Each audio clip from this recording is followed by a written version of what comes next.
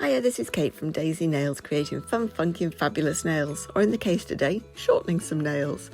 On my week off work, I made these really lovely, gorgeous, long almond-shaped nails and did tortoiseshell on them and absolutely loved them. But my day job does involve a laptop, working in child services, so they need to go. I cannot type with nails like this. So I just wanted to show you the C-curve that I've got on them, the structure I've got with them. Pretty happy with these nails. And if you've got structure like that, that means that where your apex is, which is the strongest part of your nail, but if it wasn't there, would be the weakest part of your nail and would be the area that was likely to break, it's going to be really thick. So all I was going to use was a sanding band because I didn't want to remove all the product. So this is, I think it's a 180 sanding band. And first thing first, just shorten the nail down. Now I've got my dust collector going there. I'm also wearing a mask. It's a personal choice, but I will wear a mask while using the dust collector just to be doubly, trebly, quadruply sure that I'm inhaling as little of that as possible.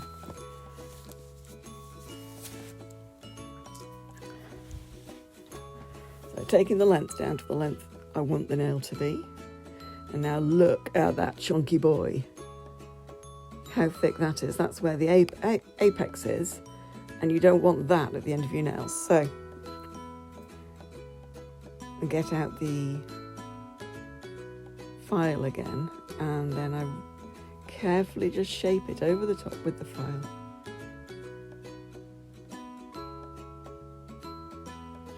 Rolling in one direction. If you're experienced, you can do it in sort of backwards and forwards, but I do tend to lose control and have the thing flying underneath my finger. So just one direction, one way or another. No, it doesn't matter. Anyway, you didn't need to hear me sing. So just shaping the nail up. I'm not, this video is mainly just me shaping my nails up, but once this one's done, I do then zoom it up, make it super fast before adding the new colour. So just using the very edge of that sanding band. I do have a new smaller mandrel and sets of sanding bands from Nail Couture Lincoln, whereas their shop, part of their business is at Colour Couture, something like that. So I have bought those, so those are really good for getting around the very edge of the nail. I couldn't be bothered right now with this one, so I did just use the normal one, just around the side walls, around the cuticle area, just to neaten it up. Now I'd only had these nails on a few days, so I didn't feel a need to redo the cuticle. I don't feel a need to refill or anything, because obviously I'd had the week off work, but I did the training at Nail Couture on Tuesday, and I think I did this set of nails on Wednesday, and then I was taking them off on Sunday, so it's only a few days. Right, once I'd finished with the e-file, I just got the hand file and shaped, made sure the side walls were nice and straight, and then just having a look at the shape, figuring out what do I need to do to make the shape where I'm happy. And you can see there that that's filed down nicely, so it's got a nice sharp edge again. There we go. Still got its nice C-curve. So one thing I did was I kept it the same width it was. I didn't make it any narrower because that's when you start losing the structure with the C-curve. So I kept it the same width, so they ended up being kind of squiggly nails. Now this was a free buffer I got when I did an order from Colour Couture. And it is the nicest buffer I have ever used. Certainly not going to be using it on my clients, sorry. That's being kept for myself. But I think once I've got through the current buffers I've got, I'm going to be ordering a whole load of these ones. Really like them.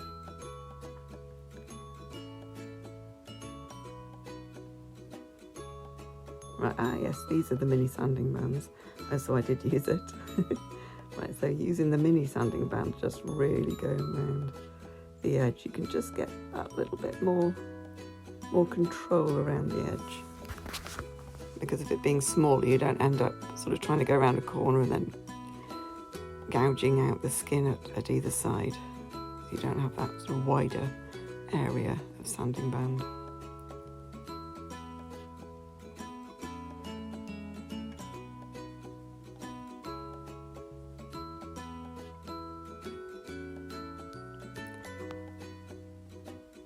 I do miss my lovely long almond nails.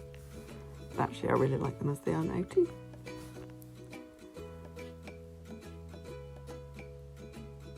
A little bit more finesse and filing. Possibly more than it needs, but you know I do like to faff a little bit.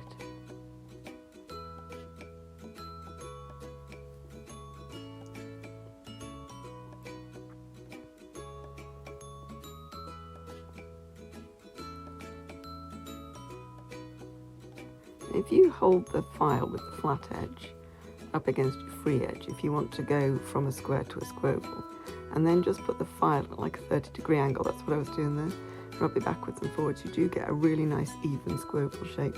This is the diamond file that I got from Colour Couture, and this just sharpens up that edge. It's actually really good to do it after you put the colour on as well. You don't end up with quite such a bulky free edge of your nail. Right, so I'd finished that one. I'm going to go ahead and do all the rest. I do love seeing that bit once I've got the length down. I do think it looks fab. The first time I did nail extensions on myself, going back a few years, I hadn't quite got the finesse of getting the nice fine free edge, and I remember the frustration of having an itch and realising I couldn't scratch it. Now I have no problems with that with my extensions.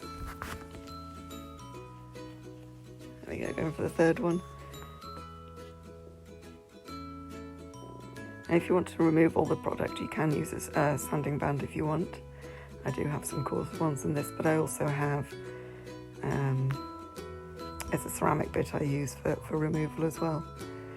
I use that more if I have a client who comes to me with acrylic on, because I don't do acrylic, I do builder gel or polygel.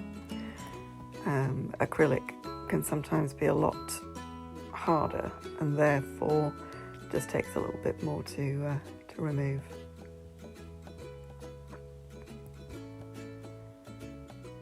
I really like these little mantles. I said I got that from Colour Couture, didn't I?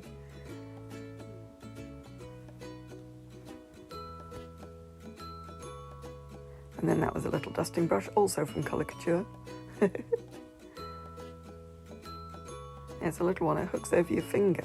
And Nick, who runs Colour Couture with her husband, showed me that you hook it onto your finger so that it's, not so it's dangling down from your finger, but so it's going up over the back of your fingers. And then it's just there when you're filing it, you're filing in dust, and you're not adding those seconds to the service by having to put down the file and pick up the brush and put down the brush and pick up the file.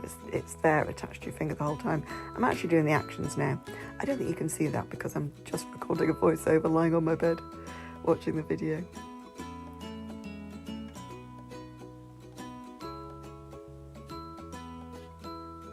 And then the last one, the thumb. I never did get round to doing the right hand. They do need redoing now that they've got about 2 weeks growth.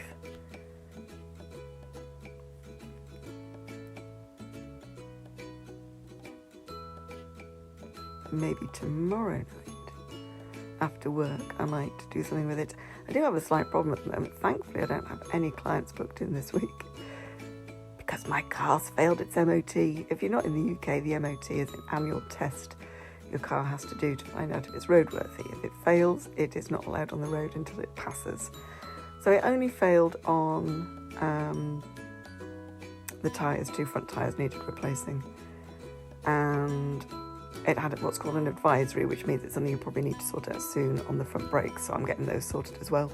So I took it in this morning. It's staying in the garage until Friday. So this morning is Tuesday. Tuesday's the day I'm doing the voiceover, so for me to post tomorrow on Wednesday. So I'll go and pick it up on Friday. But it does mean I've got a few days where I've got no excuse to not cycle to work. I'm going to get my bike out, charging up the lights, Getting my cycling raincoat ready, got my locks into my bag. I'm quite nervous and quite excited about that, but I did let work know that I was likely to be late. Right, so I just wanted to do a quick colour on them, and this is one of my, I love this colour so much. It's the Madame Glam Road Trip, and I don't know why it's just a dark blue, or as I've said before, a TARDIS blue, but I just really, really love it. And you know how to apply polish, I don't need to go through that. I suppose the bits of advice I would give you is don't put the brush at the top of the nail, put it 3/4 of the way up and then push the polish up towards the eponychium rather than going to the top and trying to bring it down. So you're more likely to flood the cuticle if you do it that way. Which I just did there, literally. Just got the wiper and sorted that out. And then I used Madame Glam Holographic Flake top coat. It's a nice top coat, but actually it was a really thick consistency.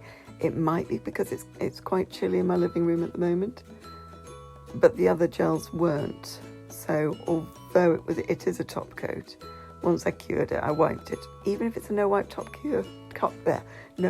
coat, still give it a wipe because there still might be some residual sort of, what's the word? Tacky layer, inhibition layer on there. Right, so what I did, as you can see, was that I buffed that down quickly. Very, very gently though, because if it's holographic flakes, if you buff them over, you don't get the holographic back. The holographic is literally just surface, so I literally buffed them very carefully. Then did a normal top coat, cured it, and then some oil on those cuticles. So there they are, from long almond to short scroval, without removing the extension, just doing a reshape. Thanks for watching, take care, see you on the next one, bye.